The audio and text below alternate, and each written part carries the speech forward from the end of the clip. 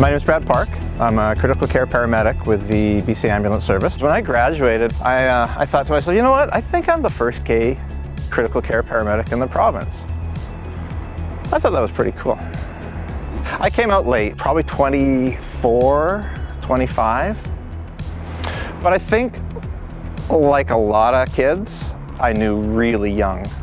I grew up in a funny time. I think a lot of people regret coming out later.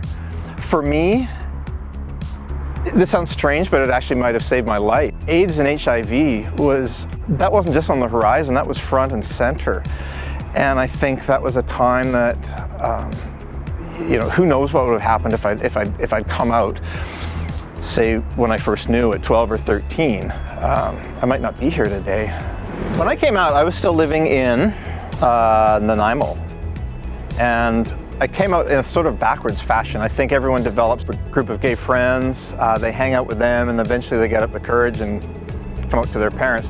I think I did it backwards. I came out to my parents. I hadn't met another gay person really in my life. Wasn't received badly. My parents were actually quite good with it all. They're an older generation. I can't fault them for taking a little bit of time. But that's just what it was. It's just a little bit of time, and they're full on board. I remember the day my mom was walking the dog, and she met this kayaker. She came home and was telling me and my sister about this kayaker that she'd met while walking the dog, and she goes, "He was such a good-looking young man. I wanted to ask him if he was gay or straight, because either way, I had somebody for him."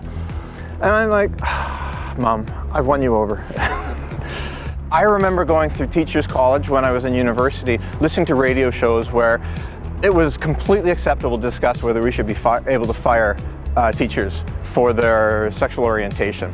I remember a time when HIV wasn't a relevant disease because it just affected the gays, right? Like it didn't really matter that we didn't have a cure. That was a perception that I had, and I don't think I was wrong. It didn't matter because it hadn't affected the normal group.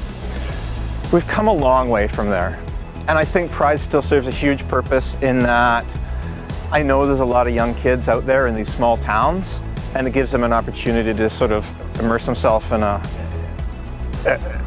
culture where they're on the outskirts. As a first responder, it has been a pretty easy journey. It hasn't been without its problems for a couple of reasons. One, I tend to come in like a bull in a china shop. I think people tend to watch their language around me. That's not always the case. I think when we do hear that sort of thing, we have to speak up right then and there and not let it slide. It's tricky at the time sometimes, but in the long run, it's worth it. Anytime a BC ambulance paramedic is dealing with the public, the public can rest easy knowing that there is no judgment and that we are there to help them, irrespective of who they are. There should be never any hesitation for anyone who's lesbian, queer, trans, two-spirited, gay, to not phone looking for help. There should be no reason not to divulge everything that's relevant to your health.